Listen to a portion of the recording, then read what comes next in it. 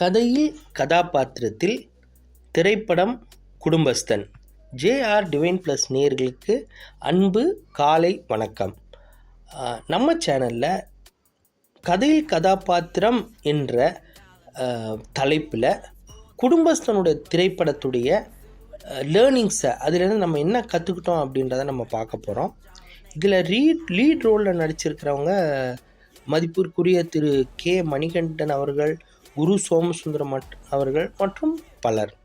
Direct பண்ணுறவர் வந்து ராஜேஸ்வர் காளிசாமி. இதை தாண்டி நம்ம குறிப்பிட்டு சொல்லணும் அப்படின்னா யூடியூப்பில் வந்து நக்லைட்ஸ்னு ஒரு டீம் வரும், அந்த டீமை நம்ம சொல்லலாம்.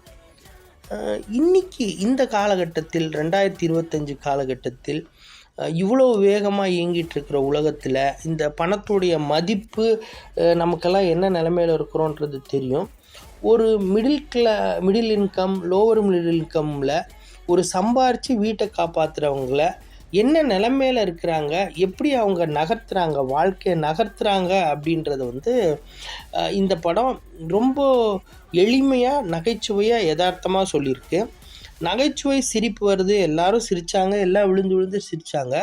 ஆனால் அதுக்கு பின்னாடி உள்ள யதார்த்தம் வந்து ரொம்ப மிகுந்த வலிமிக்கது.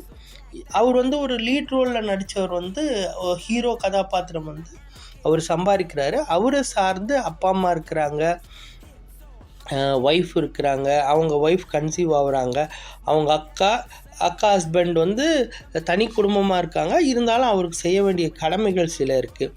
இதை எல்லாத்தையுமே வந்து இவர்கிட்ட எப்படி சொல்கிறாங்க, அதாவது அவங்க சொல்கிறத பொறுத்த வரைக்கும் அவங்களுடைய ஹஸ்பண்டு, மகன், தம்பிக்கிட்ட வந்து உரிமையாக கேட்குறாங்க.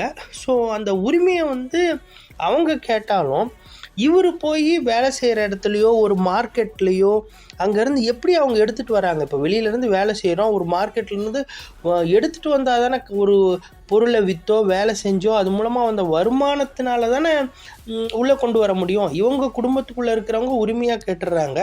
ஆனால் அவர் வெளியில் போய் எப்படியா அந்த காசை எடுத்துகிட்டு வராரு அப்படின்றது உள்ள சேலஞ்சை வந்து பிரமாதமாக சொல்கிறாரு. ஒரு லெவலுக்கு மேலே நீங்கள் யோசிச்சு பாருங்கள், நம்மக்கிட்ட ஒரு ப்ரெஷர் இருக்குது, அந்த ப்ரெஷரை வந்து நம்ம யார்கிட்ட ஷேர் பண்ண முடியும் அப்படின்றத கூட இதில் வந்து மிக சிறப்பாக வச்சுருக்காங்க. அவர் பாத்ரூமில் தனிமையில் போய் அவர் பேசுவார், புலம்புவார், எல்லாம் பண்ணுவார். ஏன்னா எவ்வளோ க்ளோஸான ஃப்ரெண்ட்ஸாக இருந்தாலும் வீட்டுக்குள்ளே இருக்கிற அப்பா அம்மாவாக இருக்கட்டும், ஒய்ஃபாக இருக்கட்டும், க்ளோஸ் ரிலேட்டிவ்ஸாக இருக்கட்டும், அவங்க இந்த மாதிரி விஷயங்களெல்லாம் எதிர்பார்க்குறாங்க, வரம்புக்கு மீறி எதிர்பார்க்குறாங்கன்றதை வந்து யாருக்கிட்ட தான் நம்ம ஷேர் பண்ணுறது, அதையும் மிக சிறப்பாக பதிவு பண்ணியிருக்கிறாங்க.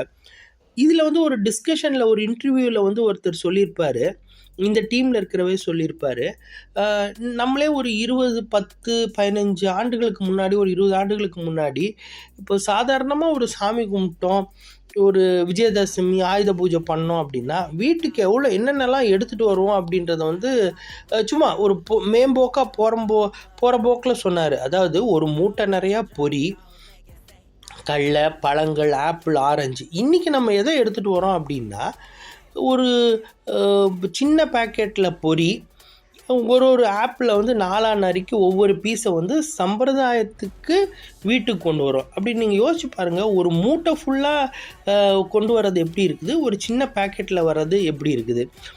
அதே மாதிரி இப்போ வந்து நீங்கள் பொட்டி கடையிலையோ அல்லது நம்ம மக்களே வாங்குகிற கடைகள்லாம் பார்த்தீங்க அப்படின்னா 1/2 கிலோ, 1 கிலோ, 2 கிலோலாம் தாண்டி போயிடுச்சு. இப்போல்லாம் வந்து அன்னைக்கு தேதிக்கு என்ன வேணும், ஒரு 2 தக்காளி கொடுங்க, 2 காய் கொடுங்க, அந்த மாதிரி செலக்டிவாக ரொம்ப சில்லறை வணிகத்தில், அதுவும் நம்ம இந்த கூகுள் பே பண்ணுறனால 5 ரூபா 10 ரூபா கூட எளிமையாக நம்ம செலவழிக்க வாய்ப்பு இருக்கிறனால இந்த அளவுக்கு வந்து நம்மளோட சர்க்கிள் வந்து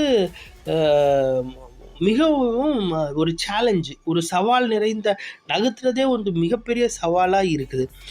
அதை வந்து இங்கே மிக சிறப்பாக சொல்லியிருக்கிறாங்க. குறிப்பாக இந்த லீட் ரோலில் நடிக்கிற திரு மணிகண்டன் அவர்களாக இருக்கட்டும், திரு குரு சோமசுந்தரமாக இருக்கட்டும். திரு குரு சோமசுந்தரம் எல்லாம் வந்து நான் படம் பேர் சொல்ல விரும்பலை. அந்த பர்டிகுலர் படத்தை நடித்ததுக்கப்புறமா அந்த படத்திலிருந்து அவரால் வெளிவர முடியல.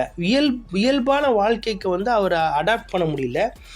ஏறக்குறைய ஒரு 6 மாத காலமாக வந்து ஒரு மிகப்பெரிய ஸ்ட்ரெஸ்ஸில் இருந்தார் அப்படின்ற செய்தி வந்தது.